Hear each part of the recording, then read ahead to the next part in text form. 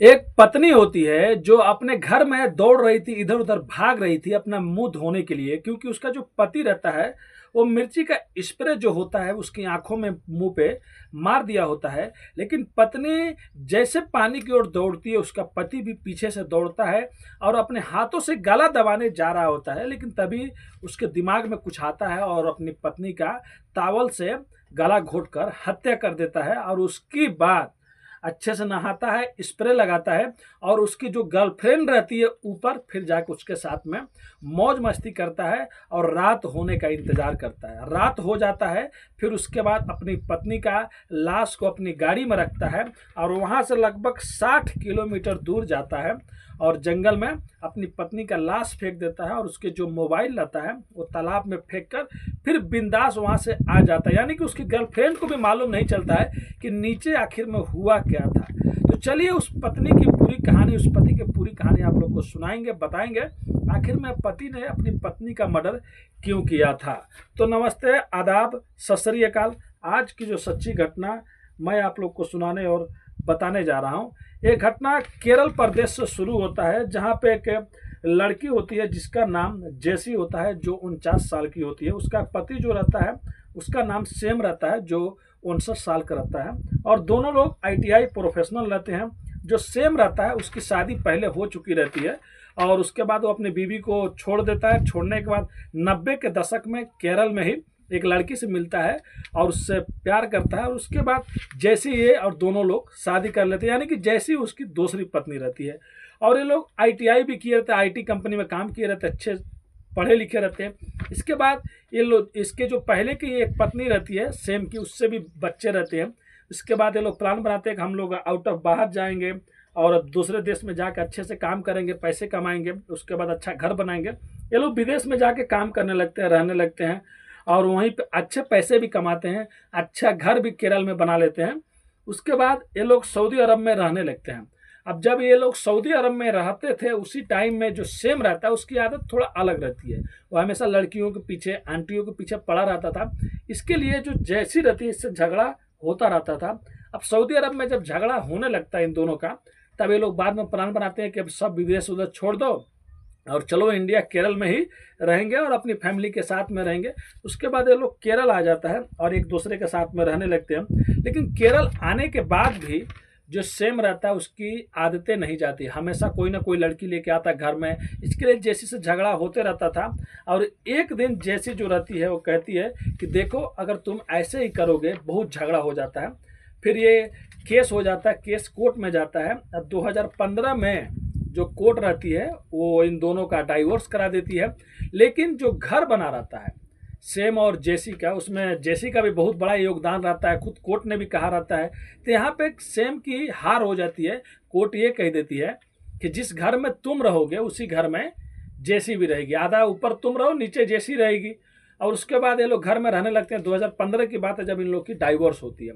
जो बच्चे रहते हैं इन लोगों का झगड़ा वगड़ा देख के वो लोग सोचते हैं कि मैं विदेश में हम लोग सेटल हो जाएंगे और वो लोग पढ़ने लिखने और काम काज के लिए विदेश में ही सेटल हो जाते हैं। अब 15 के बाद ऐसे धीरे धीरे धीरे धीरे चलते रहता है, चलते रहता है और चलने के बाद कई साल ऐसे बीत जाता है और बीतने के बाद ये जो सेम रहता है यहाँ से दूसरे देश में चला जाता है अपने पढ़ाई के, एक मतलब पढ़ाई करूँगा, और वहीं पे जाके एक ईरानी लड़की से इसका दोस्ती हो जाता है। फिर एग्जाम नहीं देता है, फिर से ये इंडिया आ जाता है और उस लड़की को भी, जो ईरान की लड़की रहती है, उसको भी इंडिया लेके आता है। और लाने के बाद अब इसको अपने घर में रखा करता था और उसको भी साथ में जो भी चीज़ था वो करते रहता था। इसके लिए हमेशा जैसी गुस्सा होती थी कि अब देखो घर को भी ये मतलब सब चीज़ बना दिया, अपने आदतों से बाज नहीं जाता है। फिर भी इन दोनों में झगड़ा हुआ करता था। अब जो पति सेम रहता है ये अब प्लानिंग करता है कि कैसे भी मतलब जैसी को रास्ते से हटाना है, क्योंकि उसकी एक बार तो हार हो चुकी रहती है जब कोर्ट ने ऐसी हार कर दिया रहता है कि उसमें जैसी भी रहेगी। और दूसरी बात ये रहता है कि अब वो सोच रहा होता है कि शायद अगर फिर से दोबारा केस चल रहा है, अगर ये जीत गई तो मुझे मेंटेनेंस के तौर पे पैसे देना पड़ेगा। मतलब इसका शौक रहता है, अय्याश टाइप का रहता है। ये 15-20 दिन पहले जेसी का मर्डर करने से पहले जाता है एक जंगल में और वहीं पे ये घूमता है, देखता है, वहाँ पे तालाब भी रहता है और लोगों से पूछता है कि यहाँ पे क्या कोई रात को आता है क्या। लोग कहते हैं नहीं, रात को तो कोई भी नहीं आता। भाई जंगल में रात को कौन आएगा, सब कोई डरते हैं, तो भाई कोई आने का चांस ही नहीं है। उसके बाद वो क्या करता है, अपनी पत्नी जो घर में रहती है, एक दिन ये जो ईरानी लड़की रहती है उसको घर में लेके आता है, और घर में लाने के बाद उससे बातें कर रहा होता है, और उसको कहता है कि तुम ऊपर सीढ़ी पर पकड़ के ऊपर जाओ। तभी जैसी और सेम का झगड़ा होने लगता है। अब वो लड़की जो ईरानी रहती है इतनी देखती है कि इन दोनों में झगड़ा हो रहा है, और उसके बाद वो छत पे चली जाती है। लेकिन छत पे जाने के बाद इन दोनों में क्या होता है उसको भी नहीं मालूम है, उस लड़की को भी नहीं मालूम। अब इधर सैम क्या करता है, पहले से प्लानिंग किया रहता है, अपने पत्नी की आंखों पे मुंह पे एक मिर्ची स्प्रे लिया रहता है जो बहुत तीखा रहता है, वो मार देता है। अब उसको दिखता नहीं है, वो चीखती चिल्लाती हुई पानी की ओर भागती है, जहाँ पे पानी मिले तो मुंह धोए अपना। लेकिन इसी बीच जो सेम रहता है उसका गला दबाने के लिए आगे बढ़ता है, लेकिन तब उसको याद आता है कि वो गला दबाएगा तो फिंगरप्रिंट आएगा, इसके लिए अपना वो टॉवल से उसका गला घोट के मर्डर कर देता है। अब मर्डर करने के बाद उसको उसी एक कमरे में उसको रख देता है, उसके बाद नहाता है, फ्रेश होता है, और ऊपर रूम में चला जाता है, अय्याशी अपना करता है। और उसकी जो गर्लफ्रेंड रहती है ईरानी, उसको कुछ भी मालूम नहीं है कि नीचे क्या क्या हुआ है। और रात होता है, रात होने के बाद वो इंतजार करता है, और फिर से उसी जंगल में लेके जाता है, उस लाश को फेंक देता है, उसका मोबाइल तालाब में फेंक देता है। और उसके जो तालाब में जहाँ पे फेंका रहता है वो 60 फीट गड्ढा रहता है।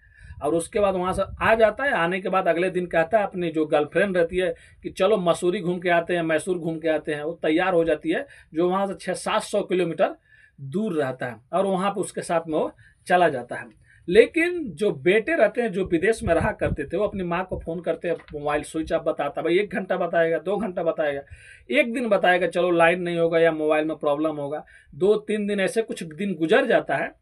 तब उन बेटों को अपने बाप पे शक होता है, क्योंकि उन लोगों को पहले भी मालूम रहता है कि ये मारता है, पीटता है और ये अय्याशी करता है। ये भले बुढ़ा हो गया 59 साल का, लेकिन ये सब चीज़ें वैसा करता है।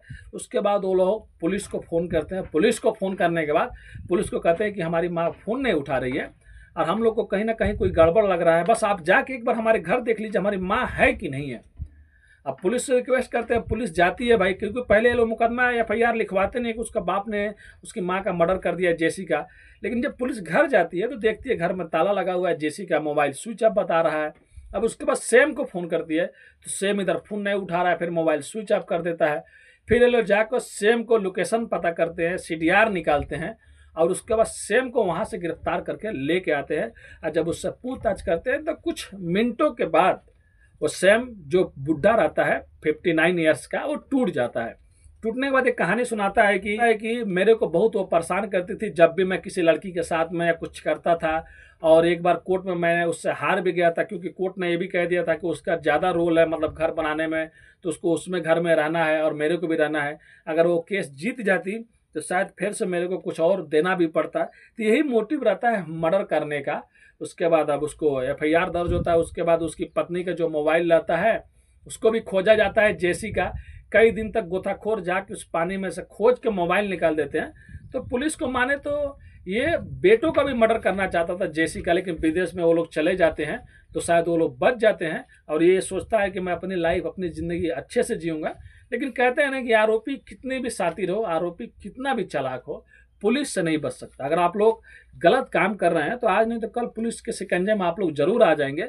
इसीलिए कहते हैं कोई गलत काम करने से पहले एक बार नहीं 1000 बार सोचिए। अगर वो सेम चाहता तो जेसी को क्या मारने की जरूरत थी भाई? ऑलरेडी उन लोग का डाइवोर्स हो गया तो वो घर में अपना काम कर रही थी, अपने घर काम में कर रहे थे, लेकिन इसकी आदतें खराब थी। अब किसी लड़की को बार बार आप घर में लेके आओ लेके जाओ, तो फिलहाल इसको पुलिस पकड़ लिया और इसके ऊपर FIR भी होगा। देखिए शायद ज़िंदगी भर अब ये जेल में सड़ेगा, क्योंकि ऑलरेडी 59 साल का है।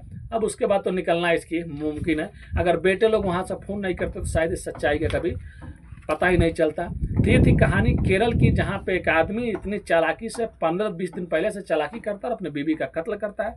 कहानी सुनाने का उद्देश्य किसी का भी दिल दुखाना नहीं है दोस्तों, बस आप लोग को जागरूक और सचेत करना अपनी कहानियों के माध्यम से। अगर आप भी कहीं हैं तो सेफ रहे, स्वस्थ रहे, बहुत जल्दी किसी पे विश्वास नहीं करें। अगर आप लोग हमारे चैनल पे नए हैं तो चैनल को आज प्लीज़ सब्सक्राइब कर लीजिए, लाइक कर दीजिए, शेयर कर दीजिए। आपका भाई बहुत ज़्यादा मेहनत करता है, काम करता है। काम नहीं रहता तो आपका भाई सच्ची कहानियाँ लिखता है, उसके बाद आप लोग के लिए वीडियो बनाता है। तो मिलते हैं नेक्स्ट वीडियो में फिर से कुछ सच्ची कहानियों के साथ। अभी के लिए अलविदा लेते हैं आप लोगों से, धन्यवाद।